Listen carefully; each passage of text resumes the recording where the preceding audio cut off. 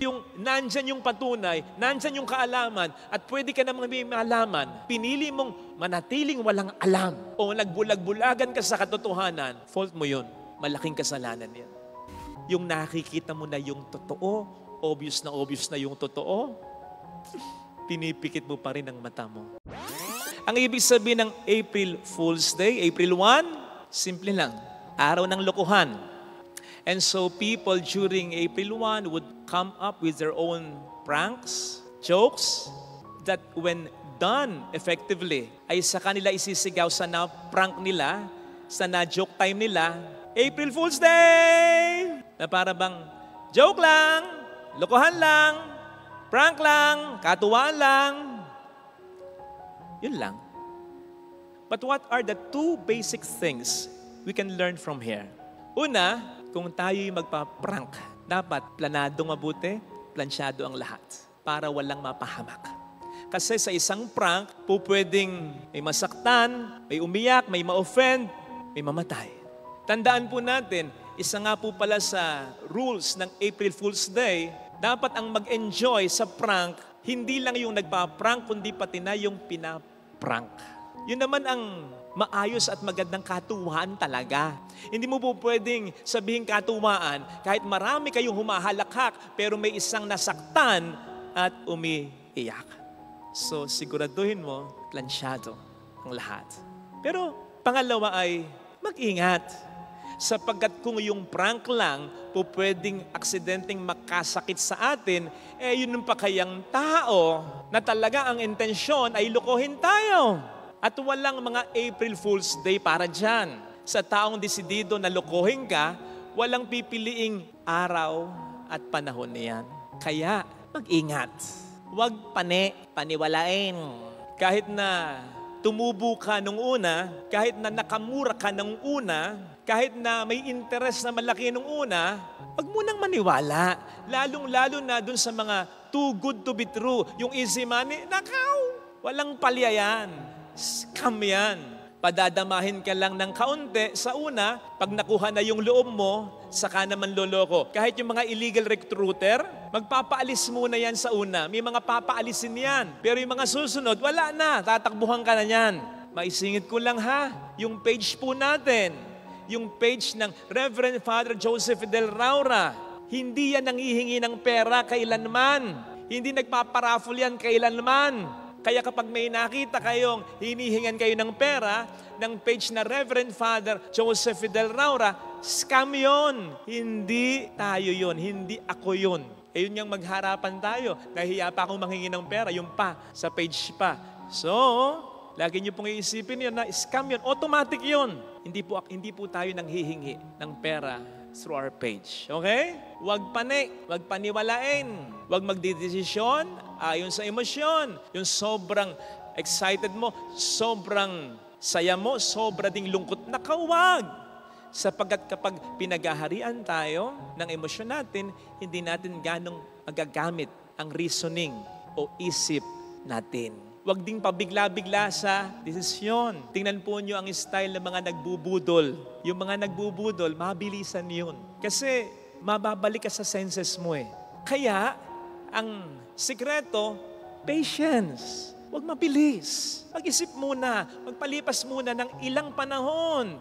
Huwag ding basta-basta magtitiwala sa kutob natin. Sapagkat hindi sa lahat ng pagkakataon tama ang kutob natin. Kahit pa yung mga taong sa tingin o sa alam pa natin ay mabuti, pwede pa rin tayong lokohin.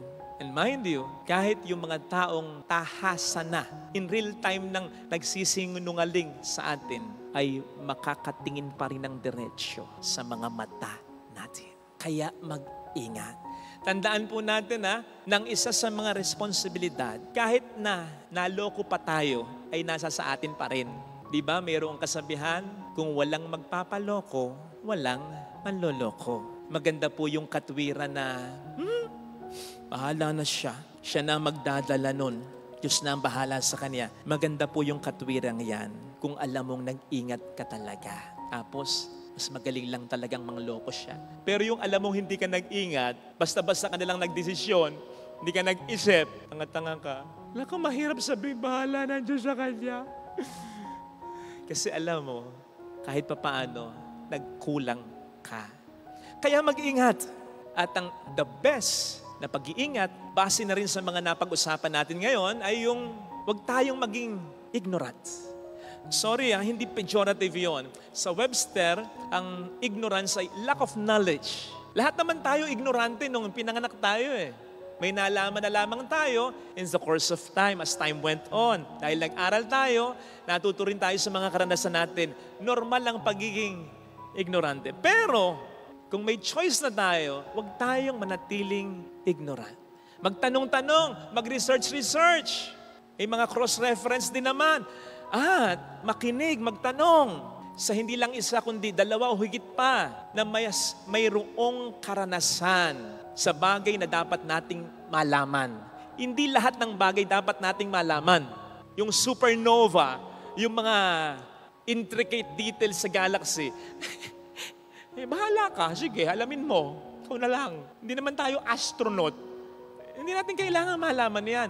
Pero yung mga bagay na may concern tayo at concern din sa atin, yung pagbabiyahe mo, syempre, yung traffic rules. Pag nagnenegosyo ka, mga batas tungkol sa pagtatrabaho, pag nagnenegosyo, tungkol sa karapatan mo, dapat hindi tayo ignorant yan. Dapat inaalam natin yan.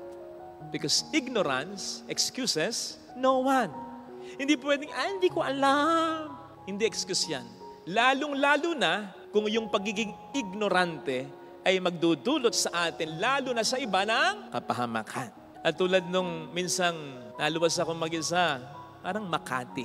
Sa Makati, di ba, ang daming one-way dyan. Napasok ako sa one-way, nasita ako ng traffic enforcer. Kahit di ako nagpakilalang pare, na-convince ko naman siya, hindi ko talaga alam. Pinagbigyan naman niya ako, in-excuse, salamat po sir.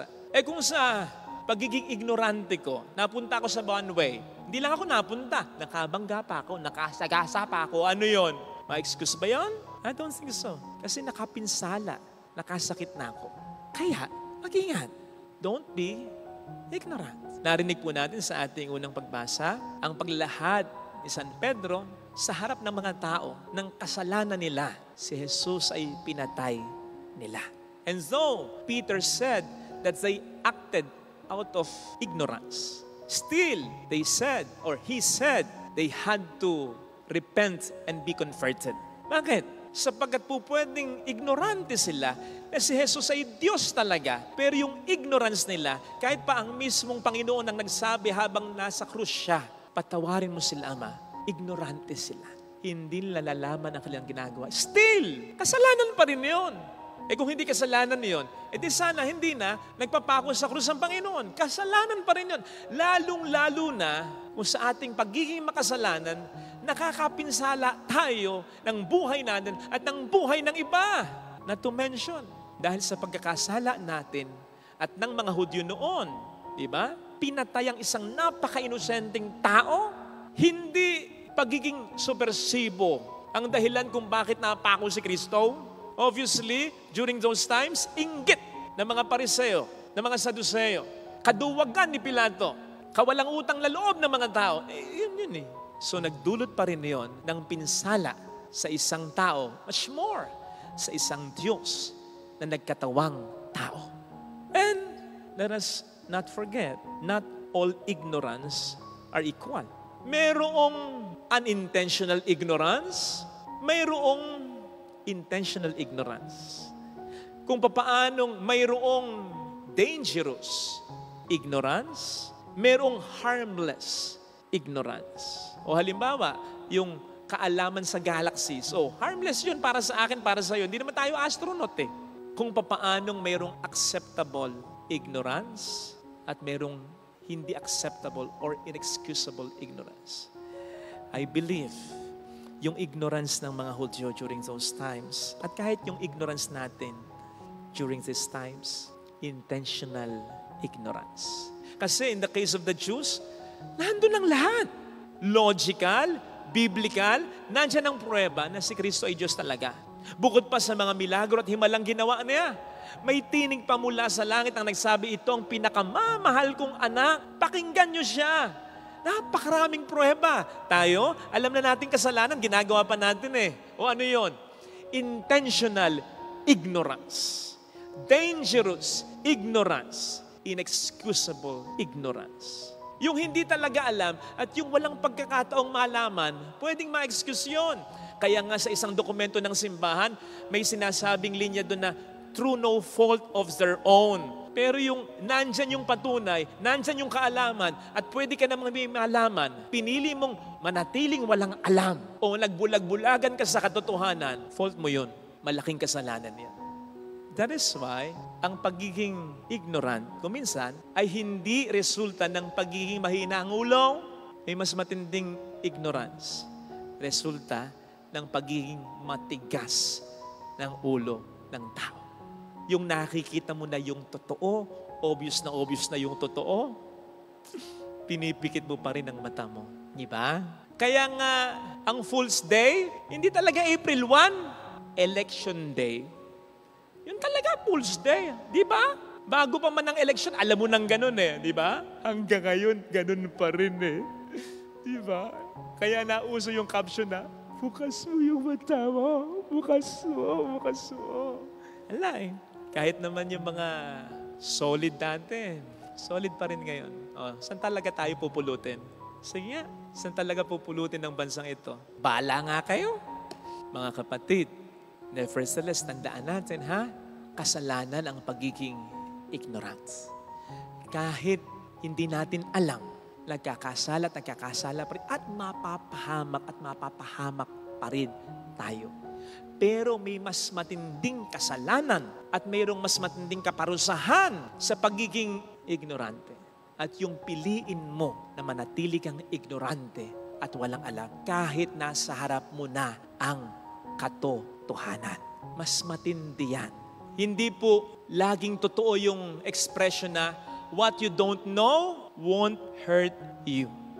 Sapagkat mas mapapahamak tayo kung hindi natin tatanggapin ang katotohanan na nagpapalaya, ang katotohanan ni Kristo. Hindi ako naniniwala na hindi kumikilos ang Diyos sa bansang ito, sa mundong ito, sa buhay mo, sa buhay ko. Pinapakita sa atin ng Panginoon, ito yung tama, ito yung totoo. Ibukas mo ang mga mata mo. Pero nasa sa atin na talaga ang problema kung patuloy pa rin tayong magpapaloko. Buti sana kung pag niloko tayo ng demonyo, sisigaw na lang siya ng Happy Fool's Day! Joke lang! Prank lang! Alam mo yon, yung katuwaan lang. Hindi ganun ang demonyo. Tandaan mo, ang sabi sa Gospel of John, the devil comes to steal and to destroy. So whenever the devil deceives us, isa lang ang pake niya. Ang nakawin ang magagandang plano ng Diyos sa buhay mo at ang wasakin ang lahat ng ito. Mag-ingat tayo. Huwag nating sasabihin, nagkulang si Kristo na paalalahanan at itama tayo. Pasako po tayo sa katotohanan ni Kristo upang hindi tayo maloko. Amen.